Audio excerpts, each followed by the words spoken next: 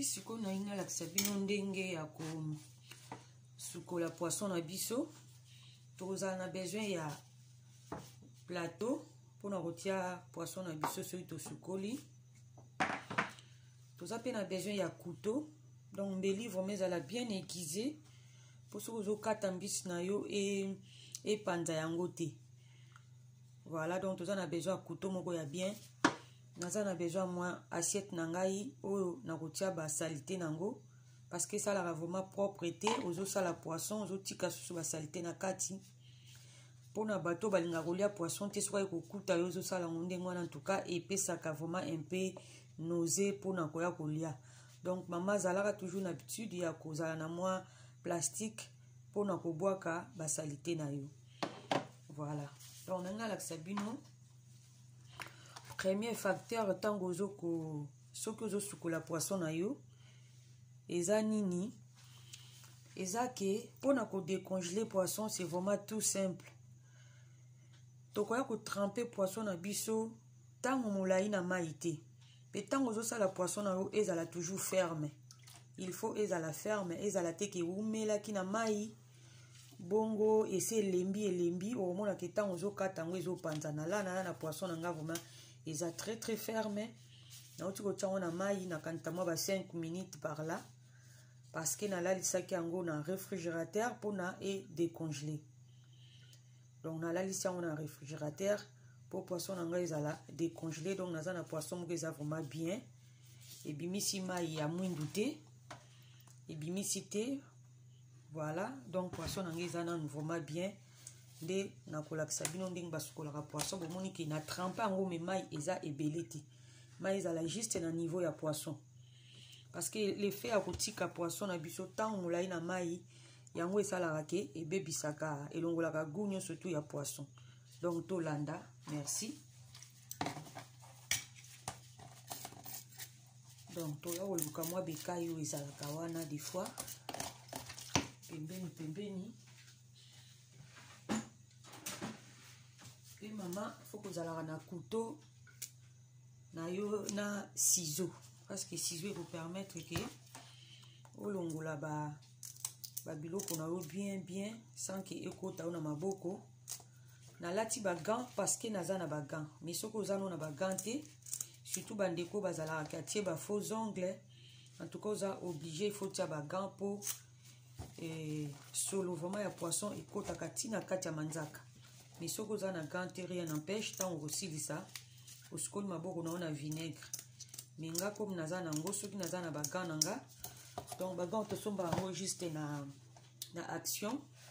Voilà, ils allaient nango vraiment cherté, mais ça est belé na kati. Moi si qu'on nga rozang nango nanda kuti. Voilà, non ça me le comment mais quand moi je fais mes poissons, nalinga toujours kotika et loko et ça la vraiment bien. Esthétique pour nous ça la décoration donc na sepela nango même les autres tumba na tikaka eloko nanga yoana donc na ça la juste poisson moko entier et bande tisuka bongo tokoya kokutana ni tape mususu ba mama tolanda ndeni basala la poisson boye bina bino ngo déjà ko sala poisson mais ezala makambo mike oyo tobandaki to négligeaka yango esalaka ke poisson na biso et ya ko perdre quand même saveur nango.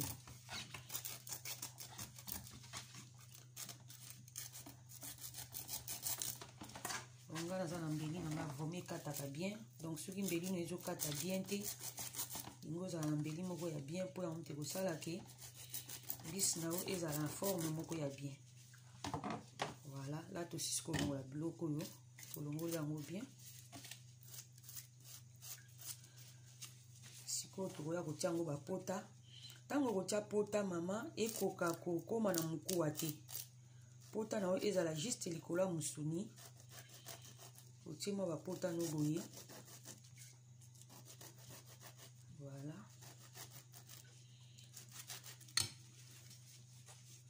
O ezali etumbeli.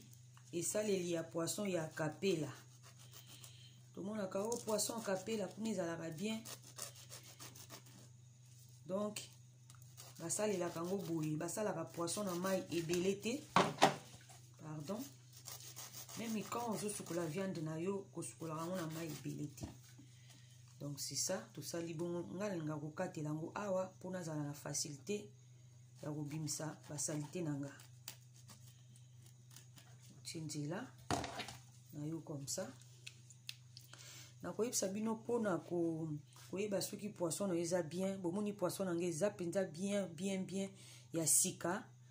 Mama yeba kaka pai oyo ozosombela mbisi na yo commerçant na yo ndenge nalobaki mpona semoule kangama na ye nde okoyeba ke ayaka na biloko ya bien. Donc poisson mpo oyeba yango soki eza bien ntango okokata komona vraimen kozala rouge ndenge nalakisi bino.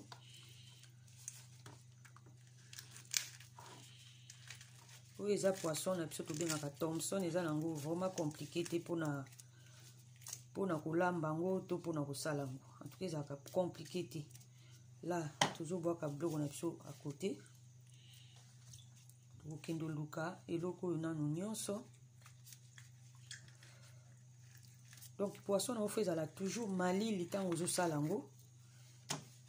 Ozomona ke bacréma na nga eza vraiment ya kokangama ntango nazolongola yango. Ekoya kodécongeler ntango yo okotia yango basaisonnement nde kuna ebandi kodécongeler vraiment bien. Bomoni ke soki nalingaki kolata bagan mpo nazala na moyen ya kolongola biloko na nga kati malamu à l'aide ya manzaka na nga.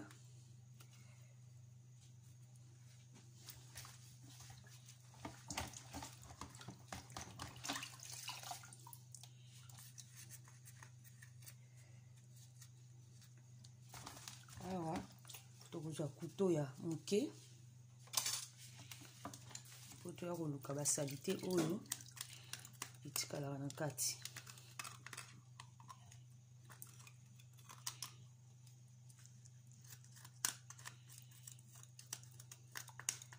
Voilà, donc nakoya kolakisa bino résultat nango. À tout à l'heure.